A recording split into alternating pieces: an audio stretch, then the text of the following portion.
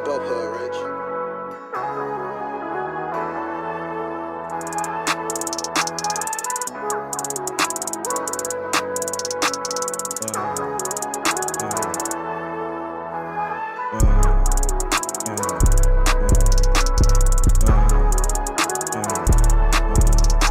He run up, he'll be on a slab. Treat him like a dog, he is a lab. These niggas acting so crap. Smoking on weed, I might just do the dam. Hanging with killers that come from. Yeah. You moved around a lot, or you start doing school and graduate? I ain't gonna lie. You got kicked out that shit, folks. I got kicked out of it. But that was when I was a hothead back then, you feel me? I'm more mature, more spiritual now, and I'm more spiritually tackle myself now, so it's more better.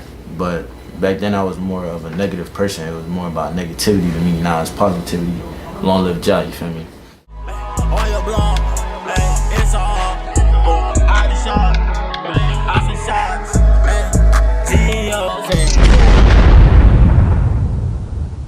Underrated.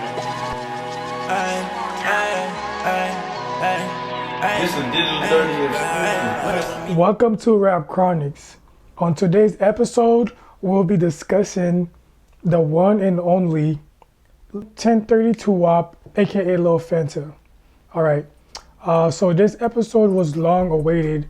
A lot of individuals and a lot of fans wanted me to touch bases and discuss 1030 Tuwop. Now, 1030 Tuwop, aka Lil Fanta, was born in the Bahamas and he moved to the States at a very young age. I believe he was only 6 years old when he moved here. So when he moved here, he moved to Chicago with his family, and he stayed in Chicago for a few years. And he lived 15 minutes away from Inglewood. And Tuwop was really inspired by the Chicago drill scene. That was where he would start. That was where his passion for music would really start, in Chicago. And then to Florida. When he moved to Florida, he moved to Miami, and then he stayed in Miami for a while. But his mom would always move around Florida, so he always used to bounce from city to city. And then Tuwop eventually moved to Broward County, Florida. And when he moved to Broward, that's when his real passion for music would start. And Tuwop went to many different schools, and he was so bad that every school that he went to, he was always constantly getting in trouble. And he either left schools and never came back, or he always got kicked out of schools, always for being bad. And Tuwop was just, he was always in the neighborhood. He was always wanting to get into stuff. And he was always in the midst of whatever it was that was going on. Now, while attending Coral Glades High School, Tuwop would meet up with some friends who are now his label mates. Tuwop met his right-hand man, Kenjay, at Coral Glades High School. They would later come in one summer and form the group 1030. Now, 1030 is an apartment area that was in Texas that Kenjay lived at for a while. Supposedly, I'm not really sure the history behind that area, but it was taken down, and I'm not really sure exactly what they replaced it with, but that's the history behind 1030. Kenjay lived in the apartment 1030, so when they came together with the music stuff, they needed like a name, they needed a team, so him and Kenjay and a few other individuals formed 1030. And they were always the WAP boys. They always used to scream WAP boy this, WAP boy that. So I guess that's where the WAP came from, 1030, and then he added the Tuwop for him to describe to y'all, to tell y'all what he means behind that as far as his name. But hey, I'm just a messenger. So back to Tuwop. Now, while he was attending Coral Glades High School, Tuwop would always be getting into trouble in school and in the streets. He would bounce around from the States to the Bahamas because the man would always be getting into some type of trouble, you know, constantly. 1 month you would see Tuwop, and then the next you would never heard of him again, and then he would just pop out the blue again, you know. And he's one individual who I just know that, you know, that's gonna make it in the music scene, because Tuwop been rapping ever since he was a kid, bro. Ever since he was in middle school, he was heavily influenced by Chief Keef and Lil Wayne and Drake. Now his music is versatile. You could tell by the people that he was heavily inspired by, as far as Chief Keef and Lil Wayne and Drake.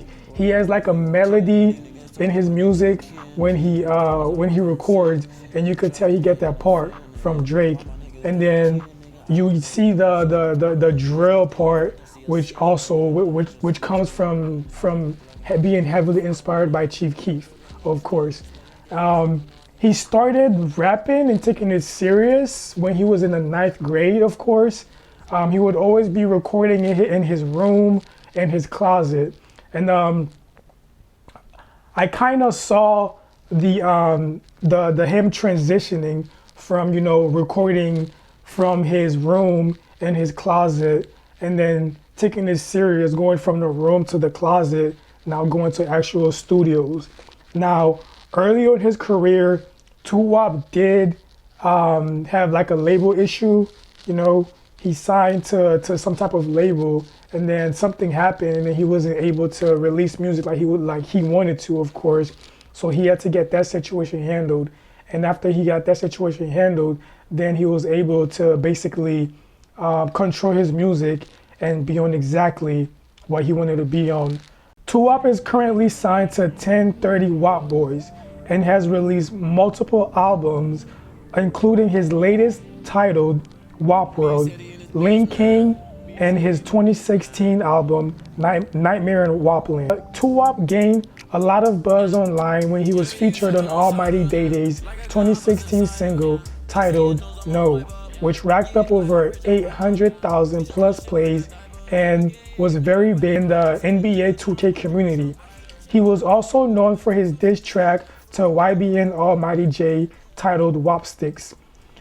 The music video for the song has currently gained over 200,000 plus views on YouTube.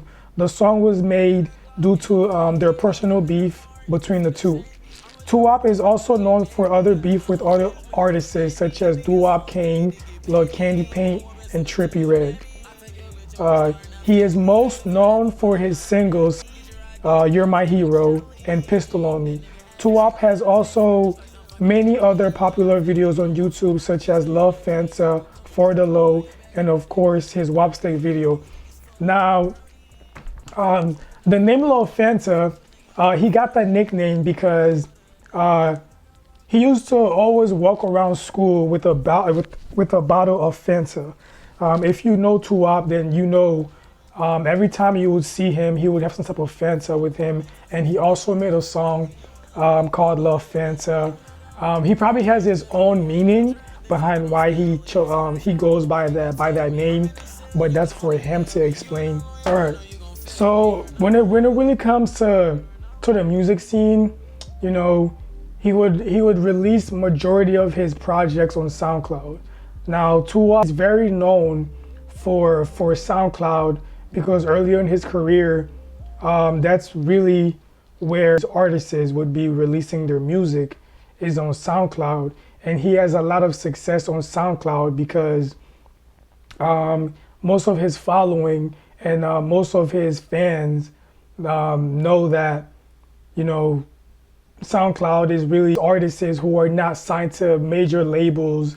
Most of the artists who's not trying to get into paper, you know, they basically use SoundCloud to promote their music, and they use SoundCloud for a lot of different things, you know, and Tuwop and a few others early on used SoundCloud for that, and then they became known for their usage of being on SoundCloud, of course.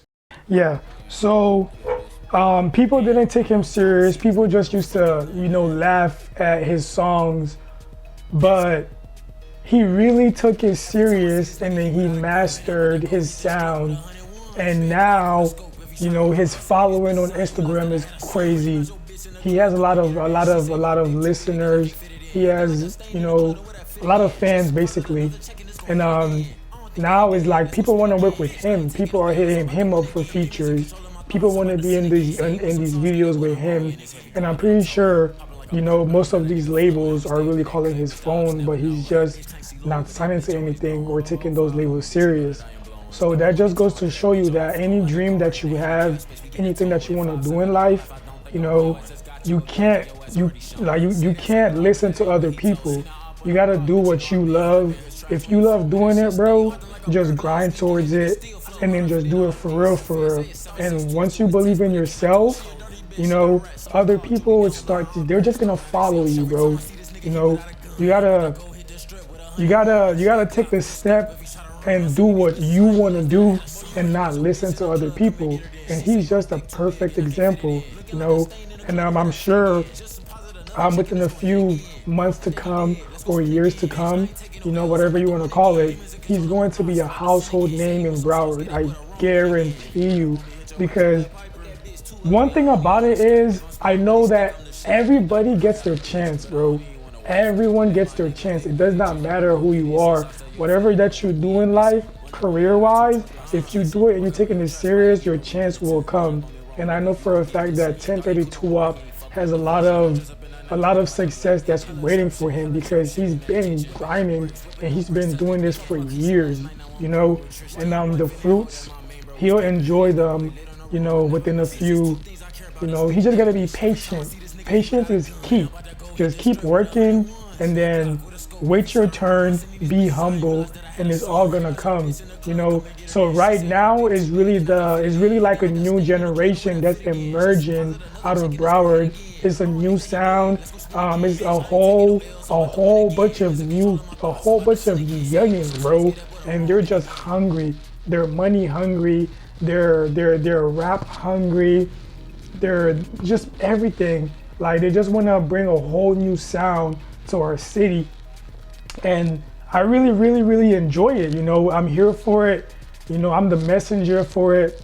I'm here to support everyone that's coming out of Broward. Even if you're not coming out of Broward, I'm still gonna support. But right now, we're just focusing mainly on Broward, of course. But music is music, and it's universal. And Rap Chronics does not have any limit. Rap Chronics, you know, is gonna be so much bigger, and it's gonna be bigger than many brands that you already know of course. So, and in my last video, I mentioned that we're not gonna do anything as far as labels and stuff like that. And I said everything that we're gonna do is gonna come from our family. What I really meant by that was, most of these individuals who are coming from Broward, they already have a team. They already have some type of organization. They have some type of group. They have their own name, you know. So it's like, now we're smarter, you know. It's not like back then when these labels used to rip these kids off, you know, and and all this extra stuff. Now we're awoke, you know. We're awake. We know what's going on, you know. So if you want to sign off in paper and, you know, and you have your career go somewhere that you didn't want it to go, that's your fault, fam. Like, that has to do with your decisions. It does not have to do with anyone else, because now we know enough to know what we don't want, you know, in this music industry, you know, whatever you want to call it. So what I meant by that was, you know, they already have their group, they already have support. Like, there is a lot of group that's gonna be emerging, that's gonna be coming out of, you know, out of Broward in a few years or months, that you'll see, as far as ABB, All About Business. That's one of them. And then of course you have Rap Chronics, of course, and you have NETL, which is New Era, the label. I mean, New Era already has they already have their history, but I just feel like they're gonna get even bigger than they are already now. And you have New Era, and there is a lot. I can't even name them right now because it's just too many groups, you know, to name. And these people, these individuals, they're not, you know, trying to aim at no label. They want to be independent. They want to get their own bag. And that's really what we're doing right now. And then back to Tuwop, you know, he's just inspirational, bro. He even inspired me, you know, to just really take this shit serious and do it for real.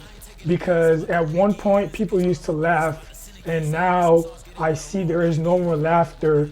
I see there is nothing but support, and I see there is, you know,